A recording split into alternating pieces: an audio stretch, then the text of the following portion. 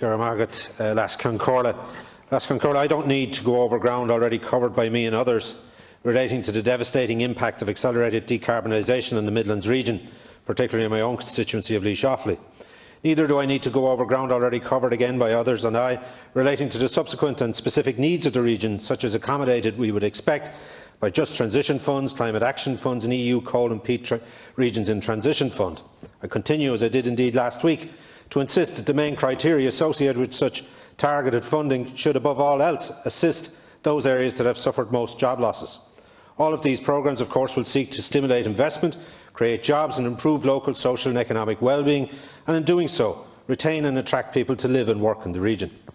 As a public rep and as a Teachta Dáil, I continually, insofar as I can, try to assert my influence in attracting inward investment too from the private sector. In the last 12 to 18 months, for example, I have worked with investors led by a Hong Kong national and an investment company to identify a site to progress planning application for a meat processing plant at Banagher, County Offaly. From a planning perspective, the location of Banagher Chilling on a site previously used as an abattoir, in addition to strict assessment by Planning Department of Offaly County Council, who expect to make a decision in the coming days, has been at great cost and expense. This project offers a unique and welcome opportunity to create jobs in Offaly and provide direct access and routes to markets in Asia and increase competition in the beef industry, raising the potential to improve price for producers and thus helping, of course, to boost incomes for farm families. All told, the project is an example of the alternative job prospects needed in Offaly and the Midlands region in response to ongoing employment losses in Bordnamona and the ESB. Some of the investors involved in this project subsequently made applications under the Immigrant Investor Programmes, open to applicants that invest over €1 million. This programme is described by government in their official records as an incentive for foreign investment into Ireland. It further states that the benefit to the investor is an option of residency, while the benefit to Ireland is the investment in Ireland and further possible economic activity if resident in Ireland. However, to my utter dismay and disbelief, an evaluation committee made up, it seems, of senior officials of relevant government departments and some Irish state agencies has refused the first such application. The committee concluded, it would appear, and I quote, that the proposed project is not an appropriate project for approval. The committee concluded further, and I quote, that the project does not align with government policy in relation to the beef processing industry, having regard to the fact that it is not currently policy to pursue the development of additional plants where there is no established deficit in capacity. Now, last Concord, I might only have been Minister for Agriculture for 17 days, but you'd hardly need a Green Cert to recognise that this conclusion in no way reflects Irish farming sector's understanding of government policy, which has, for example, over the last 10 years sought to open Asian markets, which this plant and this project will exclusively supply. Beef and suckler farmers crave new markets, crave greater competition in the processing sector, and most of all they crave opportunities, initiatives and programmes and government policy that maintains and improves incomes for farm families. So how then can a €40 million project, which has the approval of the State's Planning Authority, cooperation of Offaly County Council, support of community and the region, backing of beef farmers, support of On Board BIA and the support of the Chinese Embassy, be subject to disapproval by an evaluation committee that oversees this scheme? This project seemingly, it says, does not align with government policy. Who was on this evaluation committee? Who then supplied the reports that they sought and what was contained within them, and can they be made public by the committee in order for us to further investigate? Will they enlighten us as to where it is stated in government policy there is no deficit in capacity? We need these answers, and we need them fast if we are to secure and proceed with the realisation of 250 jobs in construction and 150 jobs in the plant's operation.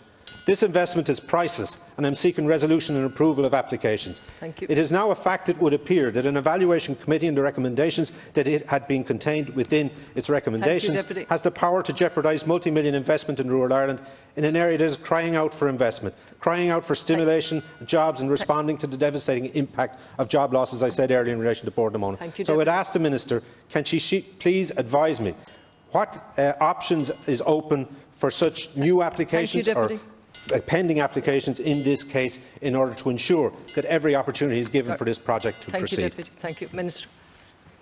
and thank you to the Deputy for raising this matter. I suppose the Deputy has raised quite a specific case with certain detail that I maybe can't respond directly to him today, but I think it would be important maybe to outline in terms of the Immigrant Investor Programme what the process is, the type of investments, and indeed just to maybe outline in some detail about the specific committee that he referenced. The Immigrant Investor Programme was introduced by Government back in 2012 to encourage inward investment from outside the EEA to avail of opportunities of investing and locating their business interests in Ireland and acquiring a secure residency status for themselves and against certain categories of family members within the state. Key to the programme, as the Deputy has outlined, is that the investments are firstly beneficial to the state in pursuit of key strategic development objectives, that they generate or sustain employment and that they can demonstrate a clear public benefit. In terms of the programme currently they allow 4 different types of investments to be made by applicants, each with a minimum investment threshold. You have enterprise investments with a minimum threshold of 1 million, fund investments with a minimum threshold again of 1 million, real estate investment trust with a minimum of 2 million and endowments with a minimum threshold of 500,000.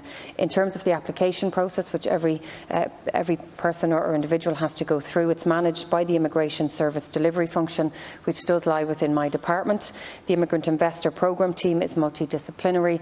This means that it includes experienced immigration officials, but also officials with a background in finance, which is extremely important in this area. The applicant identifies the enterprise, the fund or the project that they wish to invest in or to endow, and they submit an application to me as Minister for Justice and Equality for permission under the programme without committing to any investment or investing in funding in that stage.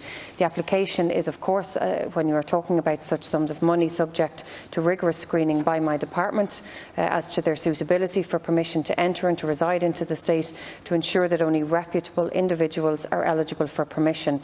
The enterprise itself, the fund or the project that they wish to invest, is subject to a detailed examination, as the Deputy has referred to, by an independent evaluation committee.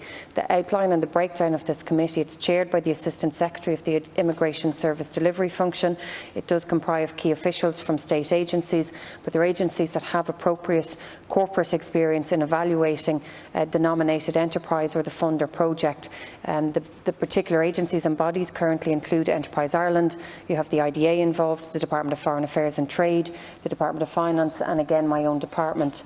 The Evaluations Committee convenes at least 4 times a year to try and assess the projects submitted for determination as suitable for the IIP investment where necessary, and I think this is touching on some of the Deputy's point. The Evaluation Committee will request policy input from the lead department if that department is not already represented on the committee, for example input from the Department of Housing on any social projects, but more recently the IIP unit in my department has also engaged very proactively with other departments like Health, Communications, Culture and Agriculture, again to gain an understanding of the projects on a much wider context to make sure that they have a full understanding of all of it. Observations received from these departments have of course aided the committee in its decision making, and in addition to the Evaluation Committee, I do believe that it has benefited as well from briefing from Irish embassies in the key geographies and the areas that we're talking about. If the committee deems the project suitable for funding under the programme, a submission is made to me for final approval and not until it gets to that stage. And again, if approved, the applicant makes their actual investment in accordance with their approved application and provides evidence of the same. They'll then be issued with the IIP permission later on. The Evaluation Committee itself met last April and has met again in June of this year by virtual meeting. So while I can't comment on this particular case, what I can say is there is a very comprehensive system and structure in place. It has been set out to make sure that a very proper and right appraisal and an evaluation can be made on each and every case, and that's why we have expanded out, not just from my own department, but seeking the expertise and the knowledge of the relevant departments connected with the type of case. But maybe I can come back to the Deputy more on it. Thank you very much, Minister. Thank you, Caroline. 2 minutes. Thank you, and I thank the Minister for her response. And I've no doubt, based on information that she has provided to the House this evening, that there is supposedly, and I acknowledge that there may well indeed be, a very comprehensive and detailed analysis of applications and evaluation of those applications and information sought from relevant departments in relation to such an application. And I would expect and understand that one of those departments in this case, and I don't expect you to discuss this case specifically, but obviously in relation to the proposed meat plant, the Department of Agriculture would have been consulted. And I think I would ask that the Minister would make available to me, if at all possible, the various reports, first that was sought by the committee, what they sought, what was received and what was contained within what they received. Because I've seen documentation pertaining to this case, as I said, from officials within the Department of Agriculture, from the Chinese Embassy, from Board BIA, indeed. And I quote from it, for example, it says that this proposal is particularly opportune, given that Ireland became the first European country to gain access to China earlier this year. This is in 2018. Since then, 6 Irish beef plants have been approved to export there by the Chinese veterinary authorities, and it is hoped that additional factories will become listed in the near future. And as I said, in the case of this application, which I expect and hope will receive planning application or planning permission in the coming days, is exclusively dedicated and committed to serve that Asian market, to which Board BIA acknowledges is something that they are totally supportive of, and others, as I said. And I think, in light of such a massive investment in my own constituency, to the tune of 40 million, it's akin 250 construction jobs, 150 in its operation. And I've seen and welcomed the fact that Amazon created 1,000 jobs here recently, and that was most welcome. But this is the equivalent of that in a constituency or in a region that has been subject to huge job losses in recent times. So I would earnestly ask that the Minister would make available relevant documents pertaining to this application in private, if necessary, in order for us to scrutinise and analyse that there was fair and due process in this case. 2 minutes. Deputy, again, I suppose I would make reference to the fact that it is only when the committee itself deems a project as suitable for funding that this submission is made to me for final approval. And what I have to do and what my department has to do, and I think what I can benefit from, is the expertise beyond my own department that is available to me, and that is why the structure is set up as it is. But obviously the applicant is also subject to rigorous screening within my own department as well, looking at their suitability for permission to enter and reside in the state.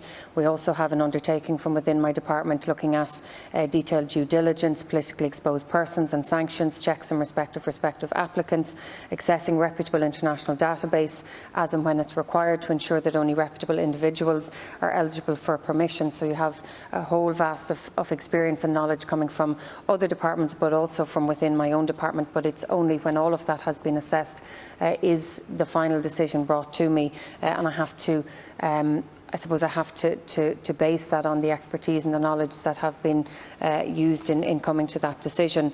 The investment should also be aligned with overarching government policy. And it's not to say, and again without knowing I suppose the exact details of this case, whether or not it is in line, but in particular I would say at the moment investment in social infrastructure, particularly social housing and nursing homes, is a key priority as set out in Project Ireland 2040, but there are agricultural projects included in that as well. Applications are also assessed on the basis of profile of the applicant, the commercial viability of the project, employment outcomes associated with the proposed investment and the overall benefit to the Irish state. So I can only assume that all of this was taken into account when assessing this particular project. What I would say maybe to the Deputy in terms of his questioning of the actual process, arising from an internal audit report which was completed back in 2018, there was a recommendation made that a strategic review of the IIP be undertaken. It was given that it would happen in 2 phases. The first phase, I think following a public procurement process, EY awarded the contract to undertake the review. The first phase was to consider and to review the overall policy, the current objectives and the future options, and following the outcome of phase 1, phase 2, which is actually currently underway, will consider governance and oversight arrangements for the process, the associated resource options, the risks including financial and reputational associated with the operation of the programmes. This is underway again, so if there are obviously concerns that are raised at that stage over the overall process, we hope to address it. The rest can be read into the record. Thank you.